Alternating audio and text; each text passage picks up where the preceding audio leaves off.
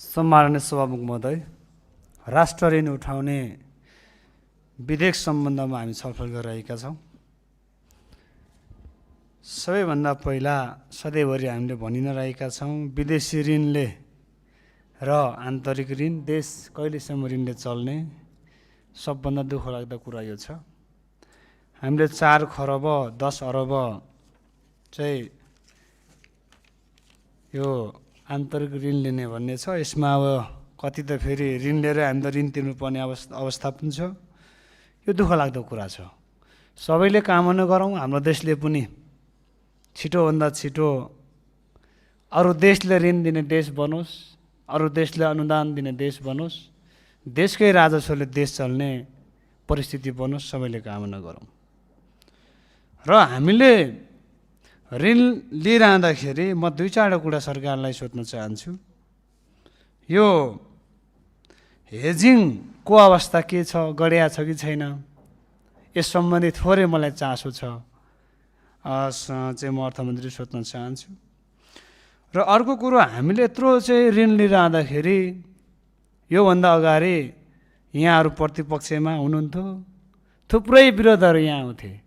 अहिले त्यसमा धेरै म जान चाहन्न, तर त्यति बेला थुप्रै काण्डहरूको विषयमा छलफल हुन्थे।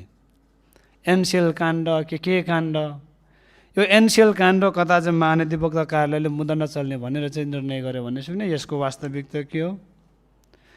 र यस्तो यस्तो पैसाहरू काण्डहरूलाई चाहिँ तपाईँको चाहिँ अपरेसन गरेर पैसा उठाउनु पाए सायद हाम्रै देशको बजेटले, हाम्रै देशको पैसाले देश चल्थ्यो कि। र अर्को कुरो, यो बेरेजु रकम सबै भ्रष्टाचार त होइन, सबै असुली त गर्नुपर्ने अवस्था त होइन होला, हुन्न, तर पनि 7 खरबभन्दा बढी छ। यसलाई अलिक फास्ट ट्र्याकबाट लगेर कम्तीमा हामीले 2-3 खरब मात्रै जम्मा गर्नु सके पनि ऋण लिनुपर्ने अवस्था, त्यो बाध्यता सिर्जना हुन्न त्यसो लाग्छ मलाई चाहिँ। त्यसै कारणले गर्दाखेरि सरकारले यतातिर पनि ध्यान दिनुपर्छ होला। र सधैँभरि हामी त भन्छौँ, हाम्रो पार्टी भन्छ श्रम गरौँ, उत्पादन गरौँ, स्वादेशी वस्तुको प्रयोग गरौँ, अनि मात्र देश धनी हुन्छ भन्ने हाम्रो पार्टीको धारणा छ। हामीले सधैँ यो सरकार सफल हुनुपर्छ भन्ने पक्षमा छौँ। हामी खबरदारी गरिरहन्छौँ। विरोध भन्नुहुन्छ, अघि त्यहाँ म बोल्दै थिएँ, ड्याङ ड्याङ ड्याङ ठोक्नु भयो।